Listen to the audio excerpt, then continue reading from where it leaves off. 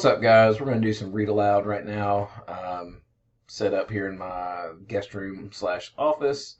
I have my beautiful artwork that I've had up here for probably like 6 years now. Put up my little screen to block myself out so you don't have any distractions behind me. And we're going to read The Woods Runner. I actually already recorded this video once, and it was about 15 minutes long. And then when I went to look at it, the microphone was not on or working. So I'm going to cut it a little bit short and read about half of this chapter because I don't want to do that again. Because I've spent literally my whole morning reading a book that is for you.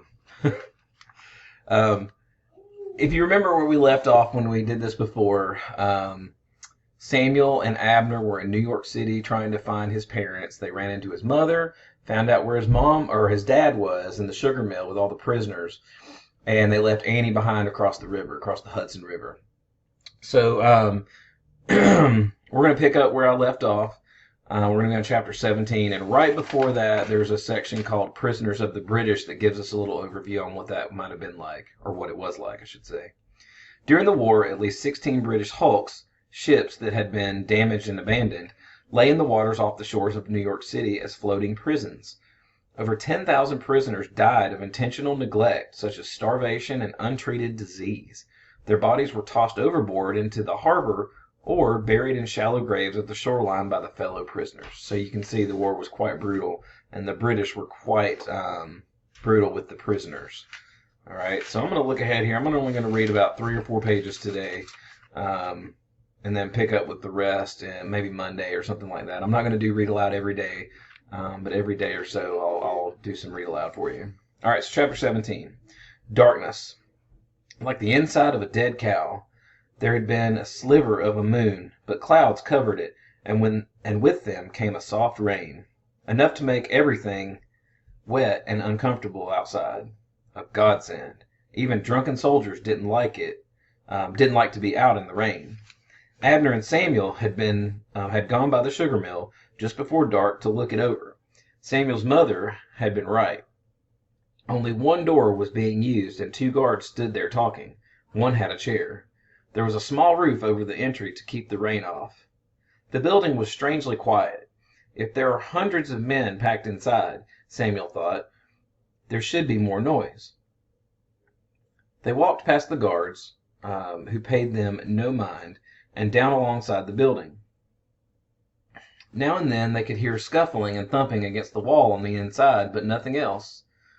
When they had walked completely past the building, they crossed the street and came back to the other side. Because of the rain, there weren't many soldiers along the walkways, and no one bothered them. They went along the river to a point close to where Matthew would come across, and then moved into some trees along the bank. It was starting to get dark. Abner pulled a small oil-soaked bag from the inside of his coat and took out a watch. 7:30. He put the watch back, settled down against a tree, hunched up the collar of his coat. Try to get a little sleep, 'cause later tonight there won't be any. How are we going to do it? Samuel asked. Get him out. I'm going to stop right there for a second. I want you, and if you've got somebody there with you watching and listening, then talk to them and what do you think the plan's going to be? How are they going to get him out? How are they going to get him out of the sugar mill? If you're by yourself, just think for a second.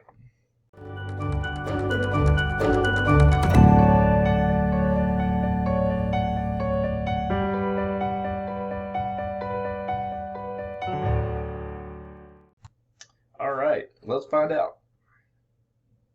Simple plans are best, Abner said. Did you see all the bricks around the steps?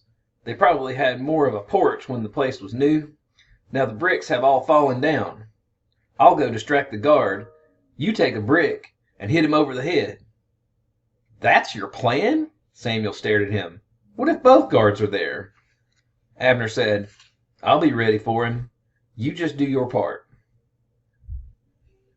Samuel still stared. We've come this far, and you tell me to just hit him over the head with a brick? Hard, Abner said, or added. Hit him over the head hard. Then we open the door, grab your father, and run like something. Or as fast as we can go. Scoop up your mother, get in the boat, get across the Hudson, Hook up the mules, get in the wagon, and head out. A good, simple plan. And in the end, that was exactly the way it worked. Almost. Samuel surprised himself. After an hour of his thoughts tumbling over each other without sense or reason, in spite of the rain, a veil slipped over his mind and he slept, leaning against the same tree as Abner. Let's get to it. Abner shook him awake close to midnight. Samuel rubbed his face and stood. Abner was gone in the darkness, and Samuel had to hurry to catch up. Their path took them past the house where Samuel's mother worked. She was already outside and saw them approach. "I'm coming with you," she said softly as they neared. "To help." "No, hold. Hold here. We'll be back," Abner whispered. "Shortly." As they walked closer to the sugar mill, Abner took off his coat and wrapped it so that it seemed he was carrying a bundle. There was a tiny glow from a lantern near the guard, the kind of a small candle inside and a slit to let out the sliver of light. It was enough for Samuel to see some bricks. He picked one up before they moved within range of the guard. "Halt!" the guard said as they saw them. Samuel held the brick behind him. "State your purpose." "Bringing food," holding up the bundle. "For the prisoners." "Advance." The guard stepped forward, interested in the package. They climbed the steps to the entrance, Abner in front of the guard and Samuel slightly to the side, gripping the brick. Abner held the bundle out. The guard put the butt of his musket on the ground to free one hand to open the package. He leaned forward, and Abner said in a soft, conversational tone, "Now, Samuel." All right. I think I'm actually going to stop right there today. So just reading like a few pages at a time now. But I want you guys to think about, so he said, "Now, Samuel." So I want you to really focus and think about what do you think is going to happen next and how this is all going to shake out for them. And I will see you guys later.